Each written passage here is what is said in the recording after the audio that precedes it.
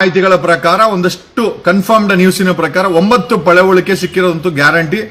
6ನೇ ಬಿಟ್ಟಲ್ಲಿ ಒಂದು ಸಿಕ್ಕಿದ್ರೆ ಮಿಕ್ಕಿದ್ದು ಆ ಗುಡ್ಡದಲ್ಲಿ ಒಟ್ಟು 9 ಪಳೆವಳಿಕೆ ಸಿಕ್ಕಿದೆ. ಸೊ ಕೊಲೆಗಾರ ಪೊಲೀಸ್ ಅತಿಥಿ ಆಗೋದ್ರಲ್ಲಿ ಯಾವುದೇ ಡೌಟ್ ಇಲ್ಲ. ಬಟ್ ಇವತ್ತೇನಾಯ್ತು, ಯೂಟ್ಯೂಬರ್ಸ್ ಮೇಲೆ ಅಟ್ಯಾಕ್ ಆಗಿದೆ. ಓಕೆ, ಅವರು ಒಂದಷ್ಟು ಕೊಲೆಗಾರರ ಕಡೆ ಗೂಂಡಾಗಳ ಪರವಾಗಿ ಗೂಂಡಾಗಳಂತ ಹೇಳ್ಕೊಂಡು ಒಂದೆರಡು ಮಾಧ್ಯಮ, ಪಬ್ಲಿಕ್ ಟಿವಿ ಮತ್ತೆ ಪವರ್ ಟಿವಿ ತೋರಿಸೋದು ಗ್ರಾಮಸ್ಥರು ಅಂತ. ಅಲ್ರಿ, ಗ್ರಾಮಸ್ಥರು ಊಟ ಮಾಡಿ ಮಲ್ಕಂತಾರೆ, ಇವರೆಲ್ಲ ಗೂಂಡಾಗಳು. ಸೊ ಇವ್ರ ಪ್ರಕಾರ ಯೂಟ್ಯೂಬರ್ಸ್ ಫಾಲ್ಸ್ ಇನ್ಫಾರ್ಮೇಶನ್ ಕೊಟ್ಟಿದಂತ. ಓಕೆ, ಪ್ರಿಸ್ಯೂಮಿಂಗ್ ಆ 4 ಜನ ಯೂಟ್ಯೂಬರ್ಸ್ ತಪ್ಪು ಸುದ್ದಿ ಕೊಡ್ತಾರೆ ಅಂತ ಇಟ್ಕೊಂಡನ ಏನ್ ಮಾಡ್ಬೇಕು? ಇವರು ಹೊಡಿಬೇಕಾ? ಪೊಲೀಸ್ ಕಂಪ್ಲೇಂಟ್ ಕೊಟ್ರೆ ಆಯ್ತು. As simple as it. ಪೊಲೀಸರು FIR ಮಾಡ್ತಾರೆ, ತಪ್ಪಿತ್ತು ಅಂದ್ರೆ ಒಳಗಡೆ ಹಾಕ್ತಾರೆ. ಅದಾಗ್ಲಿಲ್ಲ, ಅವ್ರ ಮೇಲೆ ಅಟ್ಯಾಕ್ ಆಗುತ್ತೆ. ಏನು ಹಾಗಾದ್ರೆ ಧರ್ಮಸ್ಥಳದಲ್ಲಿ ಪೊಲೀಸು, ನ್ಯಾಯಾಲಯ, ಕಾನೂನೇನಿಲ್ವಾ? ಪ್ರಿಸ್ಯೂಮಿಂಗ್ ಅಲ್ಲಿ ಯಾರ್ಯಾರೋ ಬರ್ಕೊಂಡಿದ್ದಾರೆ, ಅಲ್ಲಿ ಗ್ರಾಮಸ್ಥರಿಗೆಲ್ಲ ನೊಂದೋಗ್ಬಿಟ್ರಂತೆ. ಅಲ್ರಿ, ಅಲ್ಲಿ ಸಾವಿರಾರು ಹೆಣ್ಣು ಮಕ್ಕಳು ಗಂಡು ಮಕ್ಕಳನ್ನ ಊತ ಹಾಕಿದ್ದಾರೆ, ಅವ್ರ ಕುಟುಂಬದವ್ರು ನೊಂದೋಗಿಲ್ವಾ? ಇವತ್ತಿನ ಅಲ್ಲಿ ಸ್ಟ್ರೈಕ್ ಬೇರೆ ಮಾಡಿಸ್ತಾವನೆ ಪವರ್ ಟಿವಿ ಏನು. ಒಂದು 20 ಜನ ಕುಣಿಸ್ಕೊಂಡ್ಲೇ, ನೀವು 200 ಜನ ಅಲ್ಲ 500 ಜನ ಕೂತ್ಕೊಂಡು ಸ್ಟ್ರೈಕ್ ಮಾಡಿ. ಅಲ್ಲಿ ತನಿಖೆ ನಡೀತಾ ಇದೆ, ಸತ್ಯ ಹೊರಗಡೆ ಬರಲೇಬೇಕು. ನೀವು ಸ್ಟ್ರೈಕ್ ಮಾಡಿದ್ರು, ಅಟ್ಯಾಕ್ ಮಾಡಿದ್ರು, SITಯ ಮಾಹಿತಿ ಹೊರಗಡೆ ಬರುತ್ತೆ, ಬಿಡಲ್ಲ ನಾವು. We have decided. ನೀವು ಡಿವಿಯೇಷನ್ ಮಾಡಕ್ಕೇನಾದ್ರೂ ಅಟ್ಯಾಕ್ ಅಂತ ಕೂತ್ಕೊಂಡ್ರೆ ನಾವು ಯಾರು ಡಿವಿಯೇಟ್ ಆಗಲ್ಲ. We will only focus on SIT ತನಿಖೆ. ನಮಗೆ SIT ತನಿಖೆಯ ದಿಕ್ಕನ್ನ ಯಾವುದೇ ಕಾರಣಕ್ಕೂ ನಮ್ಗೆ ತಪ್ಪಲ್ಲ. ಇವತ್ತು ಯೂಟ್ಯೂಬರ್ಸ್ ಮೇಲೆ ಅಟ್ಯಾಕ್ ಏನ್ ವಿಚಾರ? ಅದು ತಪ್ಪ ಮಾಹಿತಿ ಕೊಟ್ಟಂಗೆ ಕಂಪ್ಲೇಂಟ್ ಕೊಡಿ. ಬೇಡ ಅಂದಾರೆ ಯಾರು? ಯಾಕೆ? ಧರ್ಮಸ್ಥಳದಲ್ಲಿ ಗ್ರಾಮಸ್ಥರು, ಸೋಕಾಲ್ಡ್ ಗ್ರಾಮಸ್ಥರ ಮುಖವಾಡ ಹಾಕೊಂಡ್ರ ಅಂತ ಗೂಂಡಾಗಳಿಗೆ ಕಂಪ್ಲೇಂಟ್ ಕೊಡೋ ಯೋಗ್ಯತೆ ಅಲ್ವಾ? ನೀವು ಯಾವನಲ್ಲಿ ಕೈ ಎತ್ತಕ್ಕೆ? Who are you? ಏನ್ 200 ಜನ ಇದ್ದೀರಾ? 300 ಜನ ಅವ್ನು ಯಾರೋ ಹಾಕಿದ, ನೀನ್ ಬಾ ಅಂತ. ಲೈ, ನಾವು ಬಂದ್ರೆ ಇಡೀ ಕರ್ನಾಟಕ ಬರ್ತೀವಿ. ಧರ್ಮಸ್ಥಳದಲ್ಲಿ ಜಾಗ ಇರಲ್ಲ. ಒಂದು ಕರೆ ಕೊಟ್ರೆ ಟು ಶೋ ದಟ್ ನಾನೆಂತ ಕ್ರಾಂತಿಕಾರಿ ಅಂತ ನಾನೇನಾರು ಒಂದು ಕರೆ ಕೊಟ್ರೆ ಧರ್ಮಸ್ಥಳದಲ್ಲಿ ಜನ ಯಾವ ಮಟ್ಟಿಗೆ ಸೇರ್ತಾರೆ ಅಂತಂದ್ರೆ ಅದು ಕತೆ ಬೇರೆ ಆಗುತ್ತೆ. ನಾವು SIT ತನಿಖೆನ ದಿಕ್ ತಪ್ಸಕ್ ಇಷ್ಟ ಇಲ್ಲ ಯಾರಿಗೂ. We are only focusing on SIT. ಯಾಕಂದ್ರೆ ಅಲ್ಲಿ ತನಿಖೆ ನಡೆದ್ರೆ ಸತ್ಯ ಹೊರಗಡೆ ಬರೋದು. ನಾವು ನಿಮ್ ತರ ನೀವು ಒಂದು 200 ಜನ ಕೂತ್ಕೊಂಡು ಅಲ್ಲಿ ಧಿಕ್ಕಾರ ಕೊಡ್ದು, ಧಿಕ್ಕಾರ ಯಾಕೋ ತಾಕತ್ತಿದೆ ಕಂಪ್ಲೇಂಟ್ ಕೊಡೋ. ಯಾರು ಅಟ್ಯಾಕ್ ಮಾಡಿದ್ರಲ್ಲ ಅವರು ತಪ್ಪು ಇನ್ಫಾರ್ಮೇಶನ್ ಏನೋ ಮಾಡಿದಾರೆ ಅಲ್ವಾ? ಅಂದ್ರೆ ಯೂಟ್ಯೂಬ್ ಅಲ್ಲಿ ಸುಳ್ಳು ಸುದ್ದಿನೇ ಹರಿಸಿದ್ದಾರೆ. ನಿಮ್ಗೆ ಯೋಗ್ಯತೆ ಇದ್ರೆ ಅದೇ ಧರ್ಮಸ್ಥಳ ಪೊಲೀಸ್ ಠಾಣೆನಲ್ಲಿ ಕಂಪ್ಲೇಂಟ್ ಕೊಡಿ. ಯಾರು ಬೇಡ ಅಂದಿದ್ದು ಒಡಿಯಕ್ಕೆ ನೀವು ಯಾರು ಹೇಳ್ಕೊಟ್ರಿ ಇದನ್ನ? ಪವರ್ ಟಿವಿ ರಾಕೇಶ್ ಹೇಳ್ಕೊಟ್ನಾ ಈ ತರ ಎಲ್ಲ ಗಲಾಟೆ ಮಾಡಿ ಅಂತ ಪವರ್? ಯಾಕಂದ್ರೆ ಅವನು ಅಮ್ಮ ಅಕ್ಕ ಎಲ್ಲ ಅವನೇ ಹೇಳ್ಬಿಟ್ಟು ಬಂದಿದ್ದು. ಪವರ್ ಟಿವಿ ರಾಕೇಶ್ ಶೆಟ್ಟಿ ಷಡ್ಯಂತ್ರದ ಒಂದು ಭಾಗನ ಇದು. 100% ಕೊಲೆಗಾರ ಅರೆಸ್ಟ್ ಆಗೇ ಆಗ್ತಾನೆ.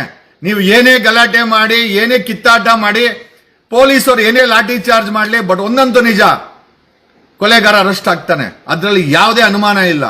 ಯಾರು ಡಿವಿಯೇಟ್ ಆಗಲ್ಲ ಇಲ್ಲಿ. ನಾವ್ ಯಾರು ದಡ್ರೇನಲ್ಲ. ಆಗ್ಲಿ ಬಿಡು ಗಲಾಟೆ, ಪೊಲೀಸರು ಅದ್ರ ಕಂಟ್ರೋಲ್ ಮಾಡಕ್ಕೆ. ನೀವು ಕಂಪ್ಲೇಂಟ್ ಕೊಡಿ, ಅವ್ರು ಕಂಪ್ಲೇಂಟ್ ಕೊಡ್ಲಿ, ಏನಾಗುತ್ತೆ? ಈಗ ನಿಮ್ ಪ್ರಕಾರ ಸುಳ್ಳು ಸುದ್ದಿ ಕಂಪ್ಲೇಂಟ್ ಕೊಡ್ರೋ? ಯಾಕೆ ಧರ್ಮಸ್ಥಳ ಪೊಲೀಸರು ಇಲ್ವಾ? ಕೊಡ್ರಿ, ಈಗಲೂ ಹೋಗಿ ಕೊಡಿ. ಅಟ್ಯಾಕ್ ಮಾಡಿದ್ಮೇಲೆ ಹೋಗಿ ಕೊಡಿ. ನಿಮಗೆ ಕೆಳಗಡೆ ಸೀಟ್ಸ್ ಇದ್ರೆ ಅವರು ಸುಳ್ಳು ಸುದ್ದಿ ಪ್ರಸಾರ ಮಾಡಿದ್ದಾರೆ ಅಂತಂದ್ರೆ ಅದನ್ನ ತಮ್ ಡ್ರೈವ್ ಹಾಕಿ ಧರ್ಮಸ್ಥಳ ಪೊಲೀಸ್ ಠಾಣೆಯಲ್ಲಿ ಕಂಪ್ಲೇಂಟ್ ಕೊಡಿ. ಅದನ್ನ ಬಿಟ್ಟು ಇದೆಲ್ಲ ಡ್ರಾಮಾ ಏನೋ? ನಿಮ್ಮೊಬ್ಬರೇನಾ? 200 ಜನನಾ? 300 ಜನನಾ? 500 ಜನನಾ? ಇಡೀ ಕರ್ನಾಟಕ 6 ಕೋಟಿ ಜನ ಇದ್ದಾರೆ. 10% ಜನ ಈ ವಿಚಾರದಲ್ಲಿ ಬರ್ತೀವಿ ಅಂದದ್ದು ಕೂಡ 60 ಲಕ್ಷ ಜನ ಧರ್ಮಸ್ಥಳದಲ್ಲಿ ಇದ್ದಾರೆ. ಕರೆ ಕೊಡ್ಬೇಕಾ? ಟೆಸ್ಟ್ ಮಾಡ್ಬೇಕಾ? ನಮ್ಗೆ ಸರ್ಕಾರದ ಮೇಲೆ, ಸರ್ಕಾರ ಮಾಡಿರೋ SIT ಮೇಲೆ, ತನಿಖೆ ಮೇಲೆ ನಂಬಿಕೆ ಇದೆ. ಈ ದೇಶದ ಸಂವಿಧಾನ ಮೇಲೆ ನಂಬಿಕೆ ಇದೆ. ನಿಮ್ ತರ ಪುಡಾರಿಗಳ ತರ ಅಟ್ಯಾಕ್ ಮಾಡೋದು, ಪುಡಾರಿಗಳ ತರ ಏನೋ ಕಂಪ್ಲೇಂಟ್ ಕೊಡದೆ ಅಲ್ಲೇ ಕೂತ್ಕೊಂಡು ಅವ್ನ ಪವರ್ ಟಿವಿನ ಅದನ್ನೇ ಓಡಿಸ್ತಾನೆ.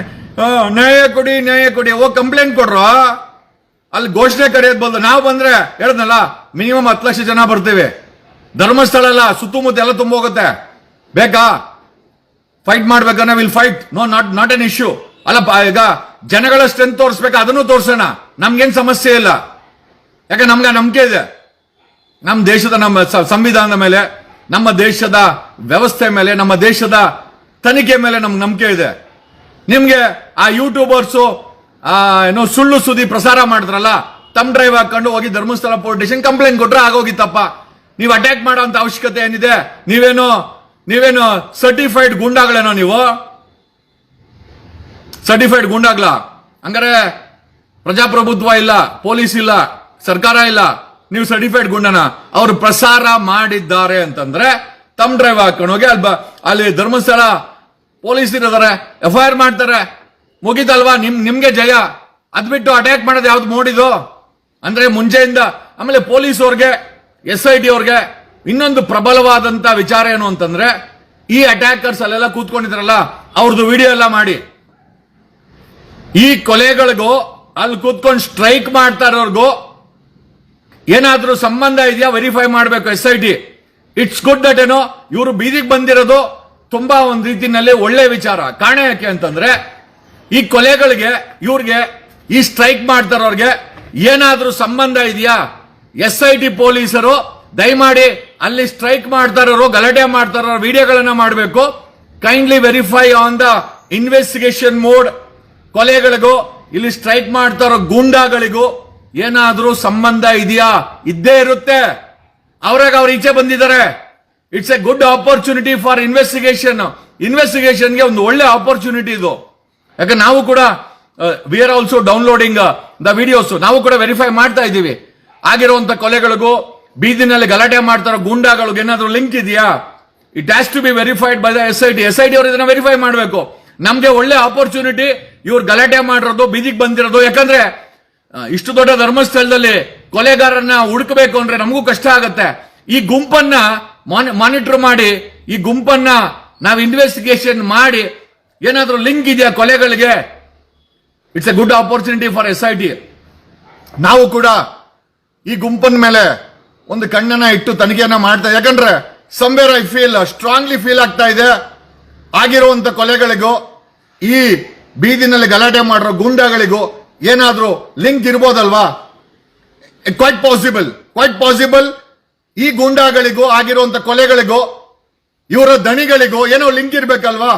ಈಗ ಅವರು ಬೀದಿಯಲ್ಲಿ ಕೂತಿರೋದು ತುಂಬಾ ಒಳ್ಳೇದು. ಯಾಕಂದ್ರೆ ಒಂದು ಫ್ರೇಮ್ ಅಲ್ಲಿ ವಿ ಹ್ಯಾವ್ ಗಾಟ್ ಸಸ್ಪೆಕ್ಟ್ಸ್. ಇವರಲ್ಲ, ಇವರು ಒಂದು ರೀತಿಯಲ್ಲಿ they are the suspect of this murder. ಒಂದಂತೂ ಅರ್ಥ ಆಯ್ತು, ನಮ್ಗೆ ಸಸ್ಪೆಕ್ಟ್ಗಳು ಅವರಾಗ ಅವರೇ ಬಂದು ಬೀದಿನಲ್ಲಿ ಅವರಾಗ ಅವರೇ ಎಸ್ ನಾವಿರಬಹುದು ಅಂತ ತೋರಿಸಿದರೆ SIT has to take a cognizance of this people. ಇವರುಗಳ ವಿಡಿಯೋ ಆಗಬೇಕು ಅಂಡ್ ಯು ಕ್ಯಾನ್ ಮಾನಿಟರ್. ಏನೋ ಅವ್ರನ್ನೇನು ಕರ್ಕೊಂಡ್ಬಂದು ಅರೆಸ್ಟ್ ಮಾಡಿ ಅಂತ ನಾವು ಹೇಳ್ತಾ ಇಲ್ಲ. ಈ ಒಂದು ಗುಂಪು ಹೊರಗಡೆ ಏನ್ ಬಂದು ಗಲಾಟೆ ಮಾಡಿ ಹೊಡೆದು ಈಗ ಸ್ಟ್ರೈಕ್ ಮಾಡ್ತಾ ಇದೆಯಲ್ಲ, ಈ ಗುಂಪಿಗೂ you can SIT can consider this fellows as suspects. ಈ ಕೇಸಲ್ಲಿ ಸಸ್ಪೆಕ್ಟ್ ಆಗಿ SIT ಕಣ್ಣಿಡಬೇಕು.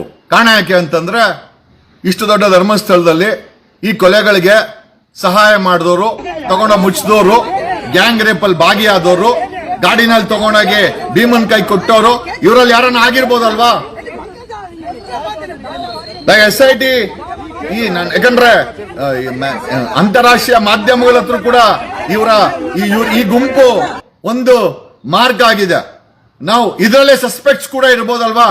ಎಲ್ಲರೂ ಅಂತ ನಾವು ಹೇಳ್ತಲ್ಲ, ಅಥವಾ ಇರ್ದ್ರೇನೆ ಇರ್ಬೋದು. ಇದ್ರೆ I think it's a very good opportunity. SITಗೆ ಒಳ್ಳೆ ಆಪರ್ಚುನಿಟಿ.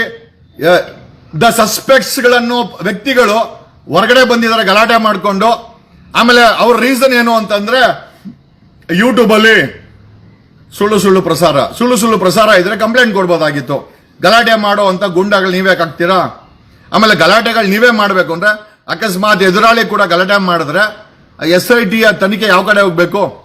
ಏನೋ ಎಲ್ಲ ವಿಚಾರಗಳನ್ನ ಒಂದಂತೂ ನಿಜ, ನಮ್ಗೆ ಈ ಗಲಾಟೆ ಮಾಡಿರೋರು ಒಂದು ಆಪರ್ಚುನಿಟಿ ಕೊಟ್ಟಿದ್ದಾರೆ. They might be suspect in this murders.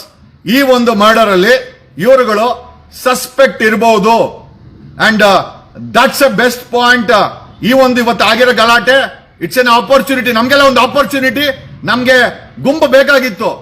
ಧರ್ಮಸ್ಥಳದಲ್ಲಿ ಒಂದು ಗುಂಪಿದೆ, ಪಾಸಿಬಲಿ ಕೊಲೆಗಾರರಿಗೆ ಹೆಲ್ಪ್ ಮಾಡೋ ಗುಂಪೇ ಇರ್ಬೋದು ಇದು, ಅಥವಾ ಕೊಲೆಯ ಮಾಡಿರುವಂತ ಸಸ್ಪೆಕ್ಟ್ಗಳೇ ಆಗಿರ್ಬೋದು. I think it's everything is open. ಇದನ್ನ ಆಪರ್ಚುನಿಟಿಯಾಗಿ ಬಳಸ್ಕೊಳೋಣ. ಅವ್ರ ದಡ್ಡರ ತರ ನಾವು ಹ್ಯಾಂಡಲ್ ಮಾಡೋದು ಬೇಡ. SIT ನೀವು ಇವ್ರ ಮೇಲೆ ಕಣ್ಣಿಟ್ಟಿಲ್ಲ ಅಂದ್ರು ವಿ ವಿಲ್ ಮಾನಿಟರ್. ನಮ್ಗೆ ಒಳ್ಳೆ ಆಪರ್ಚುನಿಟಿ ಕೊಟ್ಟವ್ರೆ ಈ ಗೂಂಡಾಗಳು.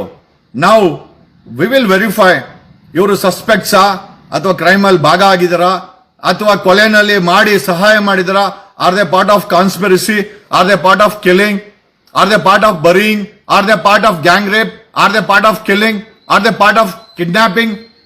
ಯಾಕಂದ್ರೆ ಅತ್ಯಾಚಾರ ಮಾಡ್ಬೇಕಂದ್ರೆ ಕಿಡ್ನಾಪ್ ಆಗ್ಲೇಬೇಕು. ಕಿಡ್ನಾಪ್ ಮಾಡಕ್ಕೆ ಜನ ಬೇಕೇ ಬೇಕು, ಗಾಡಿ ಬೇಕು, ಡ್ರೈವರ್ ಬೇಕು, ಎತ್ತಾಕೊಂಬರ್ ಬೇಕು. ಆಮೇಲೆ ಅವ್ರನ್ನ ಸಾಯಿಸೋರ್ ಬೇಕು, ಹೆಣ್ಮಕ್ಳನ್ನ ಅಥವಾ ಗಂಡ್ ಮಕ್ಕಳನ್ನ ಸಾಯಿಸೋರ್ ಬೇಕು. ಸಾಯಿಸೋದ ಮೇಲೆ ತಗೊಂಡೋಗಿ ಭೀಮನ್ ಕೊಡ್ಬೇಕು, ಟ್ರಾನ್ಸ್ಪೋರ್ಟ್ ಮಾಡು. ಇವರು ಅದಕ್ಕೆ ಮುಂಚೆ ರೇಪ್ ಮಾಡಿರ್ಬೋದು ಅಥವಾ ರೇಪ್ ಅಲ್ಲಿ ಭಾಗಿಯಾಗಿರ್ಬೋದು. ಈ ಎಂಟೈರ್ ಗ್ಯಾಂಗ್ ಏನಿದೆ ಹೊರಗಡೆ ಬಂದಿದಾರಲ್ಲ, SIT should mark them as A suspects. ಇವರು ಈ ಕೊಲೆ ಕೇಸಲ್ಲಿ ಸಸ್ಪೆಕ್ಟ್ ಅಂತ ಮಾನಿಟರ್ ಮಾಡಿದ್ರೆ ಐ ಆಮ್ ಶ್ಯೂರ್ ನಾವು ತುಂಬಾ ಹತ್ತಿರದಲ್ಲಿದ್ದೇವೆ, ಈ ಒಂದು ಕೇಸಿನ ಹತ್ತಿರದಲ್ಲೇ ಇದ್ದೀವಿ ಅಂತ ನನಗನ್ನಿಸ್ತದೆ. Being an advocate, I should not